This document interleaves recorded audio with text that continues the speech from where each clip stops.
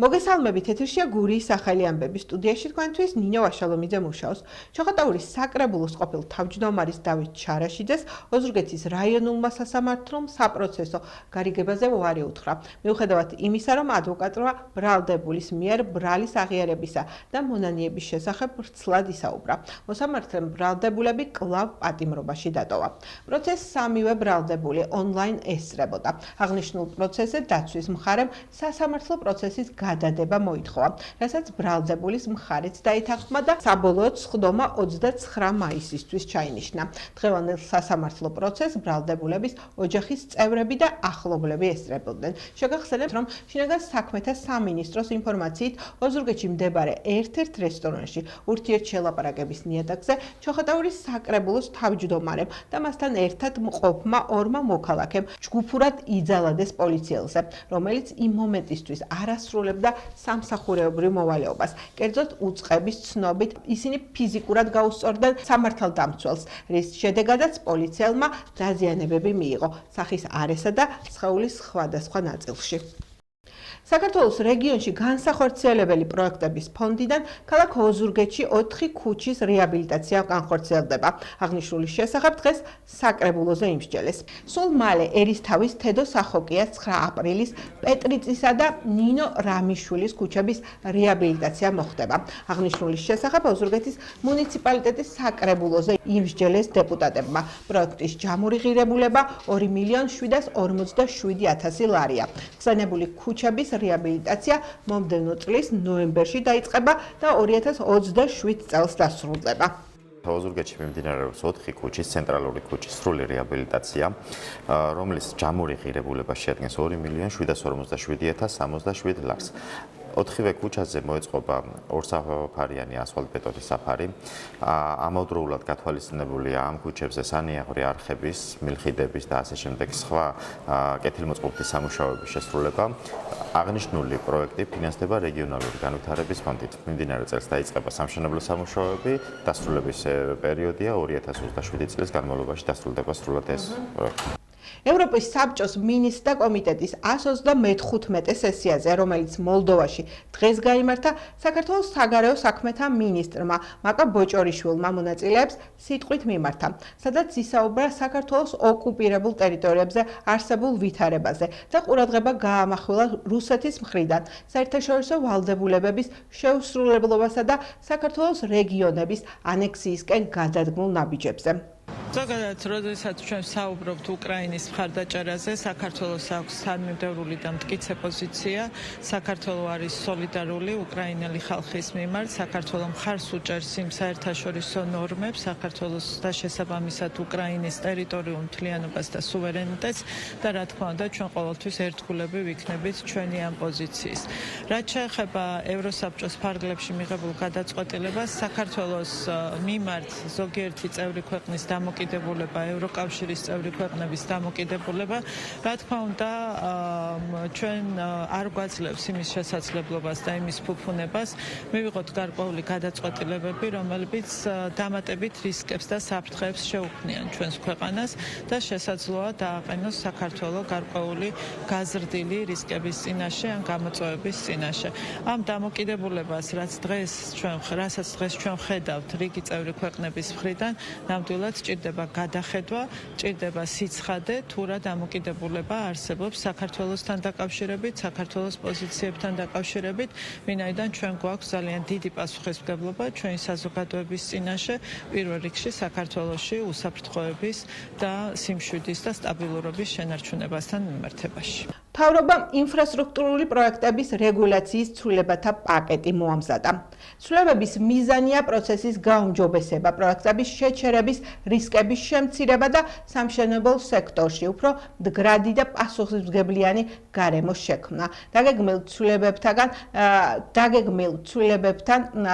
დაგეგმილ ცვლილებებთან დაკავშირებით პრემიერ-მინისტრი და ინფრასტრუქტურის მინისტრი სამშენებლო კომპანიებისა და კომერციული ბანკების წარმომადგენლებს შეხვდნენ.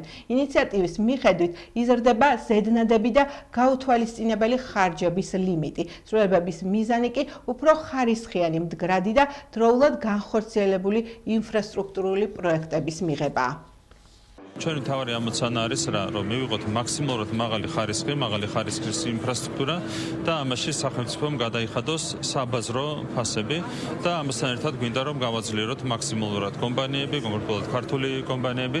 ეს არის ჩვენი მთავარი ამოცანა და სწორედ ამას ემსახურება ის ცვლილებები, რომლებიც წარუდგენთ დღეს სექტორში ჩართულ კომპანიებს, მათ მხრიდან არსებითად დაიმსახურა ამ ცვლილებებმა მოწონება და ასევე გამოთქვით სრული მზაობა, რომ მომავალშიც მაქსიმალური კონსულტაციების რეჟიმში გავაგრძელოთ თანამშრომლობა. ის გადაწყვეტილებები, რაც დღეს გავაჟღერეთ ჩვენ საქართველოს მთავრობის გადაწყვეტილებები, არის მართლაც რევოლუციური ამ სექტორისთვის. ეს შეეხება ახალი ფასების დადგენას და საბაზრო ფასებთან მიახლოვებას, არა, საბაზრო ფასებით სახელმწიფო ტენდერების გამოცხადებას, ასევე ინდექსაციის საკითხი, რომელიც კომპანიებისთვის სერიოზული პრობლემა იყო გამომდინარე იქიდან, როდესაც კონტრაქტი მრავალწლიანი არის, ეს სერიოზული გამოწვევა იყო და ყველა ის ცვლილება, რაზეც დღეს ჰქონდა საუბარი, ვფიქრობთ, რომ ინფრასტრუქტურის მიმართულებით სექტორს მაქსიმალურად გააჯანსაღებს.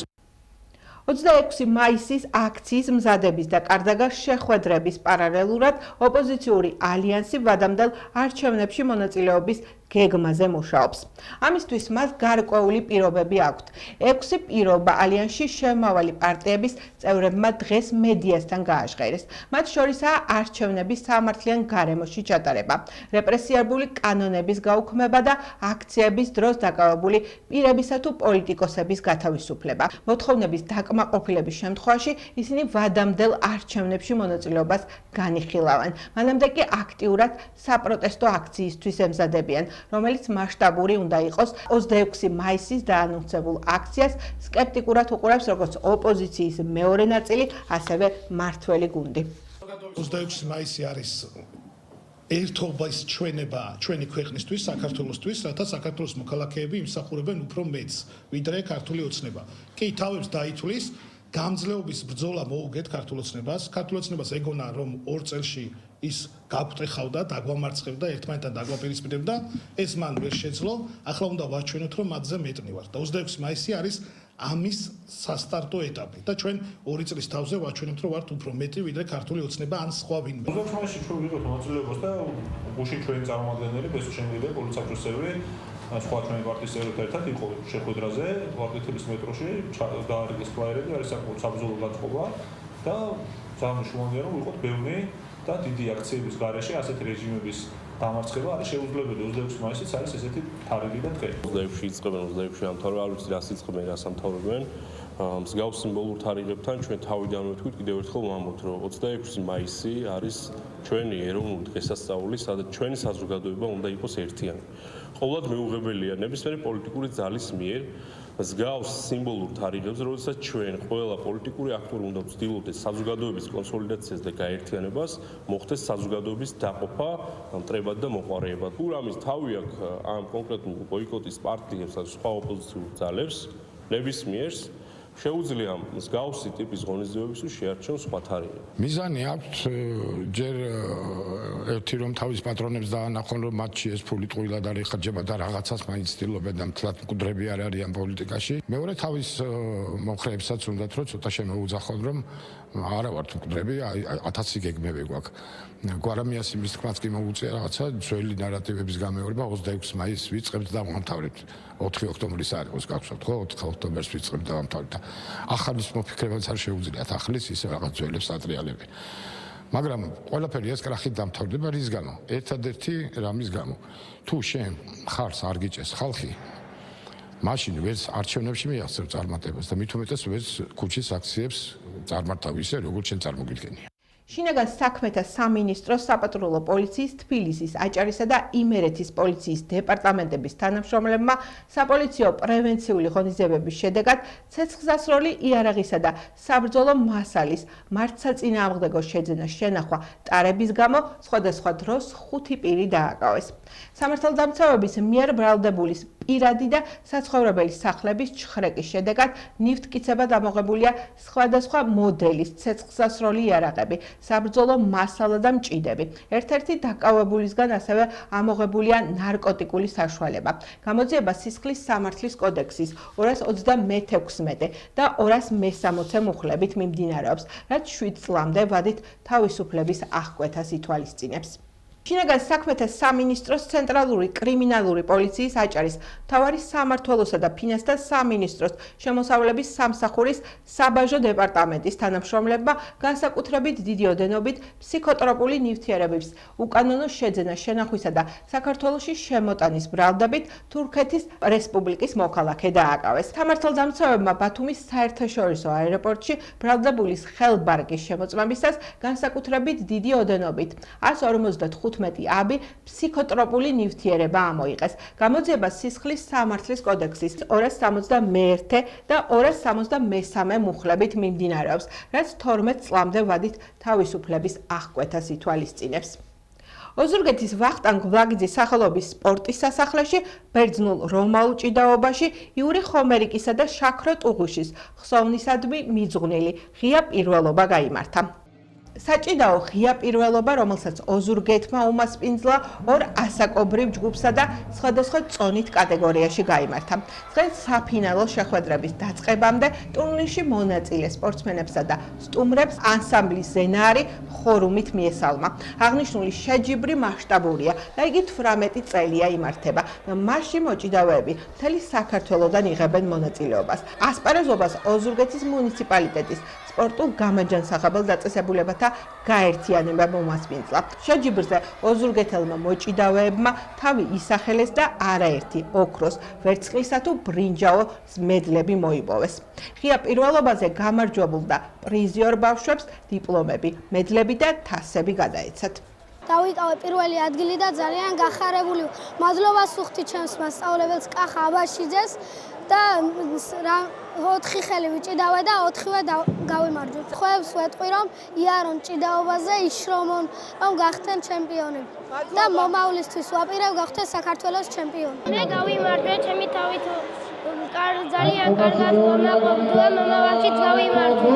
ოზურგეთის მუნიციპალიტეტში ტარდება დიდი ღონისძიება, საქართველოს თითქმის ყველა კუთხიდან არიან ჩამობრძანებულები და ღებულობენ მონაწილეობას მწვრთნელები სპორტსმენებთან ერთად.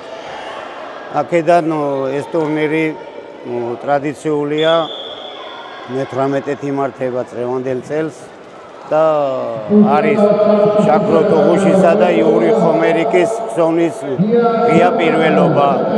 როგორც მოგეხსენებათ, მე მინდა აღვნიშნო, რომ არის გვერდში დგომა მუნიციპალიტეტიდან. ჩვენ სამსახურს დიდი მადლობას ვუხდი გვერდში დგომისათვის და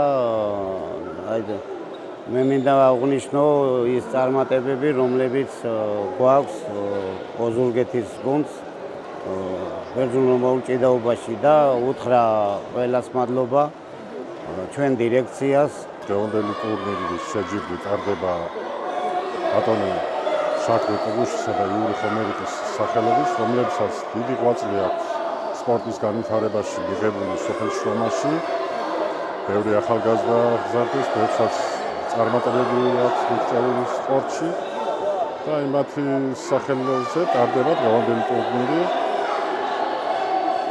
მაშინ ბევრი ახალგაზრდა და შრომელის ღებულობს მონაწილეობას, დღეს ერთ-ერთი მათგანი ფინალშიც მიიღებს მონაწილეობას. და იმათ გაგრძელებაზე დღეს შრომაში მოღვაწეობენ და ჭიდაობას აგრძელებენ სწავლას ბატონი გურამ აბაშიძე და ლაშა კაბიეშვილი, რომელსაც ერთ-ერთი წარმატებული სპორტსმენი უკვე აღზარდეს ბატონი მოჭიდავე, რომელიც მათ ბულგარეთში ახალხანს გამართულ ჩემპიონატზე მიიღო ვერცხლის მედალი 17 წლამდე ასაკით მოჭიდავეებში. ეს გახავს საბატაკიძე. ბევრ ახალგაზრდას უსურვებს წარმატებას და ბევრი წარმატებული თაობები აღეზარდოს დღევანდელ სპორტსმენებს. ახლა ჩვენს ეთერში ამინდის დროა. გარემოს ეროვნული სააგენტოს ცნობით, საქართველოში მოსალოდნელია უხვი ნალექი წვიმის სახით. რაც შეეხება ჰაერის ტემპერატურას, ოზურგეთში ჰაერი ხვალ 13 გრადუსამდე გათბება. ხვალ ჩოხატაურში ჰაერი 14 გრადუსი იქნება. რაც შეეხება ლანჩხუთს, აქ ჰაერის ტემპერატურა +16 გრადუსია ნავარაუდები. ბახმაროში ხვალ ჰაერი 4 გრადუსამდე გათბება. რაც შეეხება ურეკს, აქ ჰაერის ტემპერატურა +17 გრადუსია ნავარაუდები. დედაქალაქში ხვალ შედარებით ცივი ამინდი იქნება. დღისით ჰაერი 16 გრადუსამდე გათბება. ეს გახდა ჩემ ხელთ არსებული ბოლო ინფორმაცია. მე მომავალ შეხვედრამდე გემშვიდობებით, კარგად ბრძანდებოდეთ.